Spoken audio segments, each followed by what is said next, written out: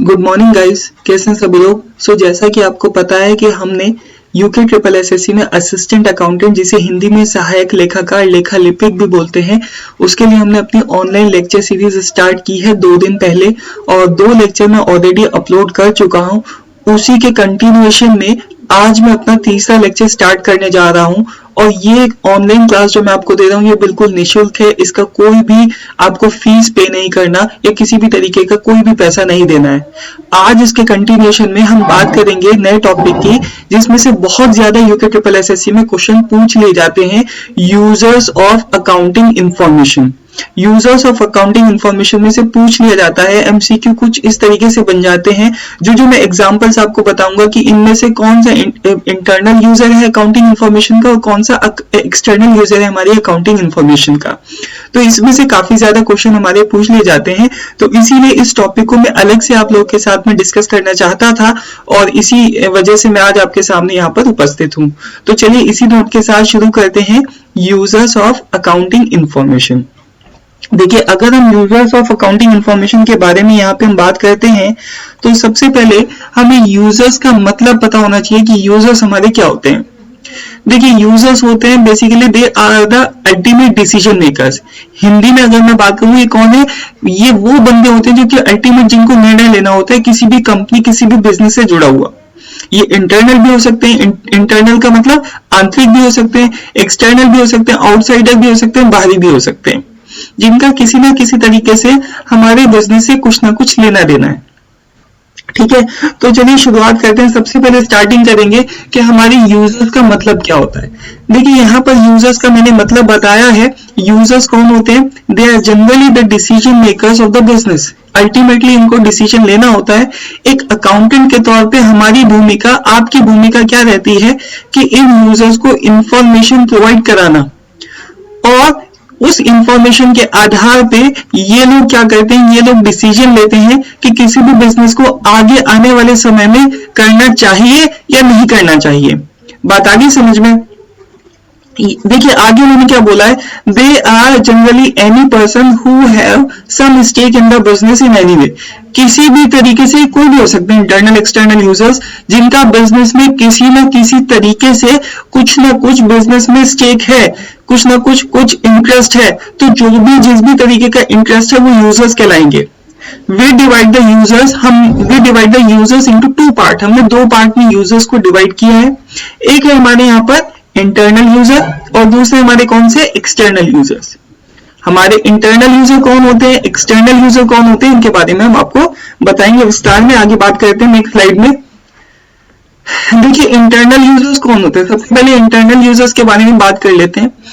Internal, जैसा आपको नाम से पता चल रहा है, आंतरिक।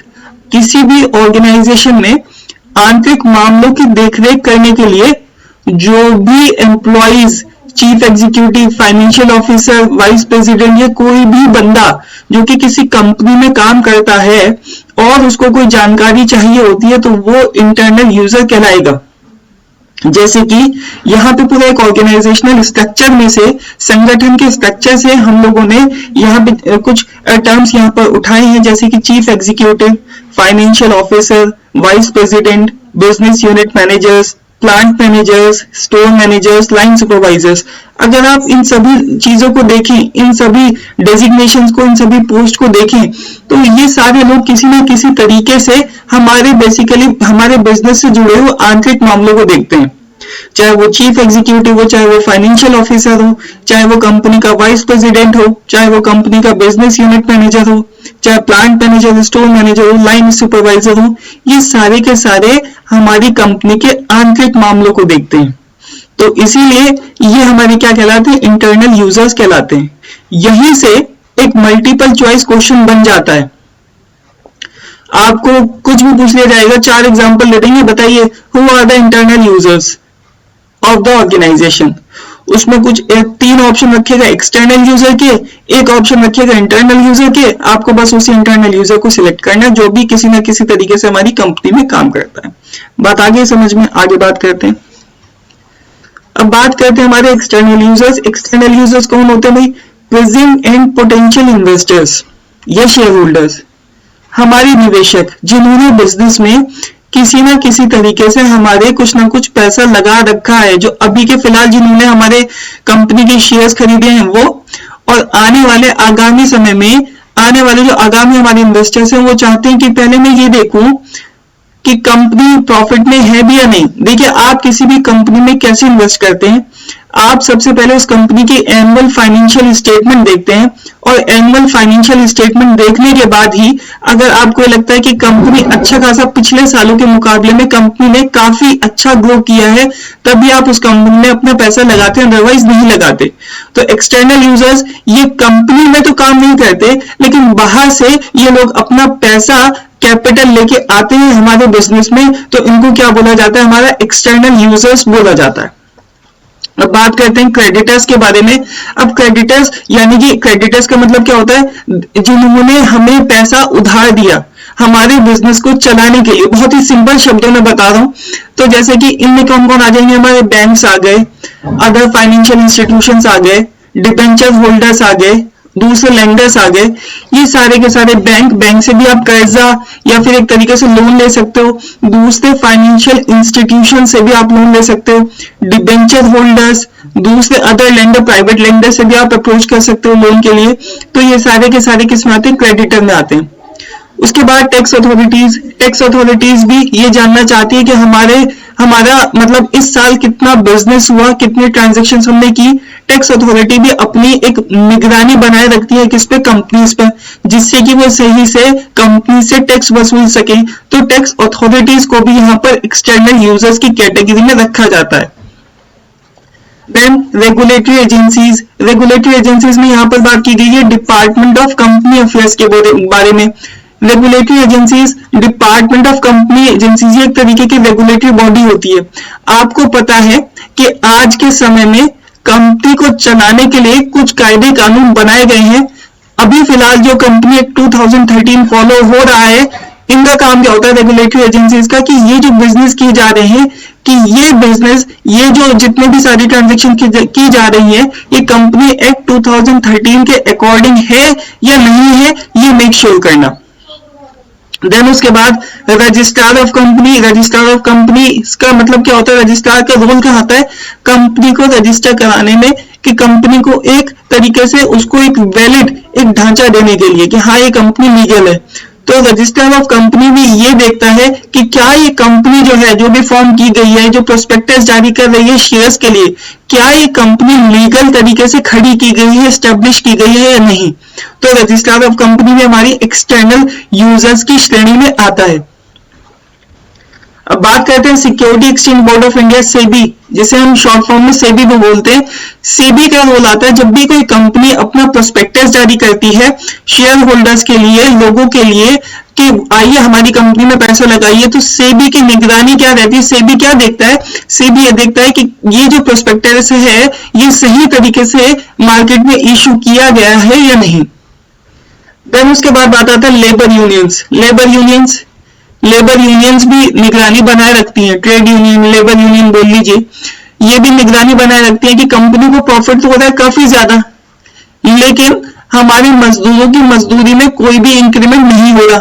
तो लेबर यूनियंस भी धरना प्रदर्शन वगैरह करते रहते हैं कंपनीज में, जिससे कि उनको अगर जब लगता है कि हाँ कंपनी को अच्छा खासा मुनाफा हुआ, लेकिन लेबर यूनियंस की तनख्वाह में 1% का इंक्रीमेंट नहीं हुआ, तो लेबर्स की तनख्वाह में 1% का इंक्रीमेंट नहीं हुआ, तो लेबर यूनियन क्या करती है, लेबर यूनियन भी अपना धरना प्रदर्शन यहाँ पर करना शुरू कर देती है। देन उसके बाद ट्रेड एसोसिएशन, व्यापार संगठन, जिन्हें हिंदी में बोलते हैं व्यापार संगठन, भी देखती है कि ये जो हमने एक इंडस्ट्री है, जैसे सपोज ऑटोमोबाइल इंडस्ट्री, कार बनाती है या बाइक बनाती है, तो उनकी पूरी इंडस्ट्री की एक पॉलिसी है। तो व्यापार संगठन क्या होता है, अगर कोई कंपनी, इसमें 4 कंपनी काम करती है, मान लीजिए 4 कंपनी की बात कर रहे हैं हम यहाँ पे, टाटा हो गई, मारुति हो गई, वॉक्सवैगन हो गई, या फिर हमारी ऑडी हो गई। अब इनकी कुछ पॉलिसीज हैं, इंडस्ट्री की पॉलिसी है, फर्म अलग अलग है, firms, a group of firms is known as industry. तो ये इनकी इंडस्ट्री की कुछ पॉलिसी, ऑटोमोबाइल इंडस्ट्री की कुछ पॉलिसी है। तो क्या ये उन पूरी इंडस्ट्री की पॉलिसी को फॉलो कर रहे हैं, नहीं कर रहे हैं, या फिर ये ट्रेड एसोसिएशन इस इंडस्ट्री के अगेंस्ट में जाके कुछ काम कर रहे हैं। तो पूरा का पूरा इस तरीके से इनको बोला जाता है ट्रेड एसोसिएशंस। ट्रेड एसोसिएशंस को एक्सटर्नल यूजर्स की कैटेगरी में हमारा रखा जाता है। अब यहाँ पे बात आती है हमारी stock exchange and customers.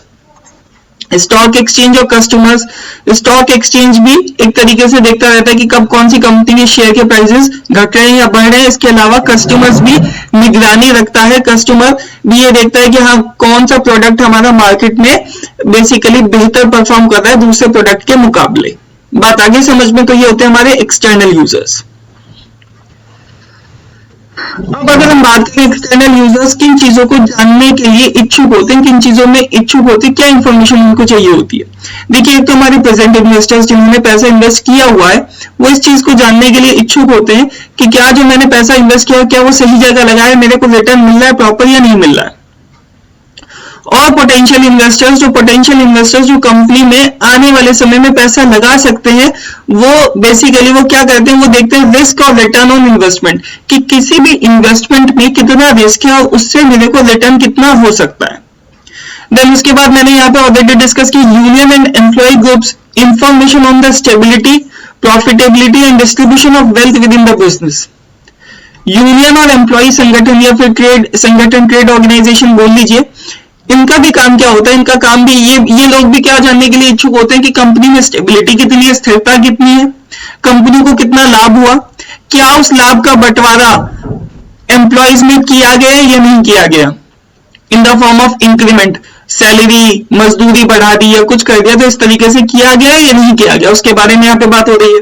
Then उसके बाद lenders in financial institutions information on the credit worthiness of the company and its ability to repay loans and pay interest.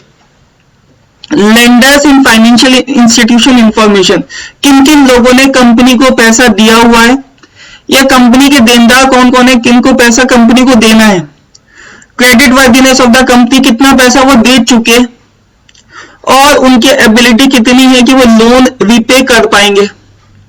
ये भी एक बहुत इंपॉर्टेंट पॉइंट है।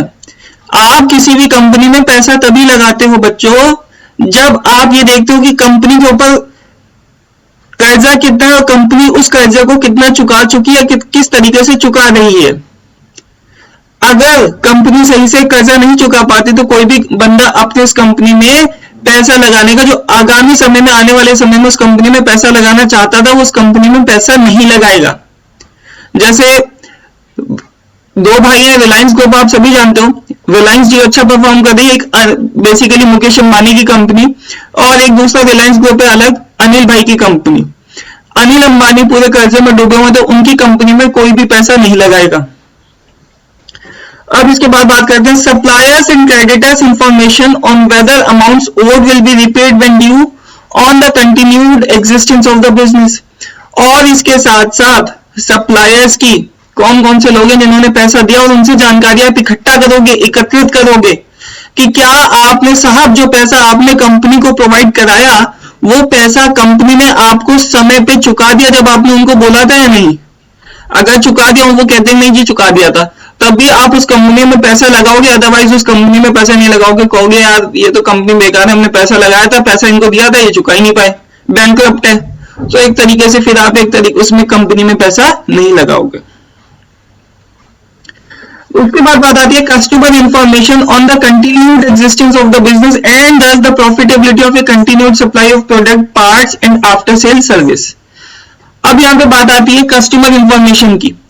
अगर कोई भी चीज आप खरीदना चाहते हो, जैसे सपोज मैं आपको एक एग्जांपल देता हूं, यहाँ पे बेसिकली कुछ ऐसी ऑटोमोबाइल कंपनी है इंडिया में, वो पहले कार बनाती थी लेकिन आज के समय में वो कार नहीं बनाती और वो इंडिया से बाहर चली गई, खत्म हो गई, इंडिया में उसकी कोई एग्जिस्टेंस नहीं है। आप पुरानी कार खरीदना चाहते हो उसी कंपनी की, उसके पार्ट्स अवेलेबल नहीं है इंडिया में, लेकिन वो क्योंकि वो कंपनी ऑलरेडी जा चुकी है, पुरानी कार लेकिन मुहैया हो जाएगी आपको आसानी से, पार्ट्स अवेलेबल नहीं है, तो क्या आपको वो कार खरीदनी चाहिए या नहीं खरीदनी चाहिए? नहीं खरीदनी चाहिए क्योंकि पार्ट्स अवेलेबल नहीं है, ठीक है ना। अब नेक्स्ट पॉइंट है हमारा government and other regulators information on the allocation of resources and compliance to regulation. इसके साथ साथ कि कितना कंपनी जो है वो सरकार के कायदे कानून को फॉलो कर रही है, कितने उनके लॉज को फॉलो कर रही है, ये भी एक्सटर्नल यूजर्स जानने के इच्छुक होंगे। देन उसके बाद social responsibility groups such as environmental group information on the impact on environment and its protection. आप इसके साथ साथ ये भी देखोगे कि जो कंपनी में मैं पैसा लगा रहा हूं उसका एनवायरमेंट पे गलत असर तो नहीं पड़ता, सोशल रिस्पॉन्सिबिलिटी सोसाइटी के प्रति भी वो कुछ अपनी जिम्मेदारी को निभा रहा है या नहीं निभा रहा है। तो आप ऐसी कंपनी में पैसा लगाना चाहोगे जिसका कोई एडवर्स इंपैक्ट हमारे एनवायरमेंट पे नहीं पड़ता।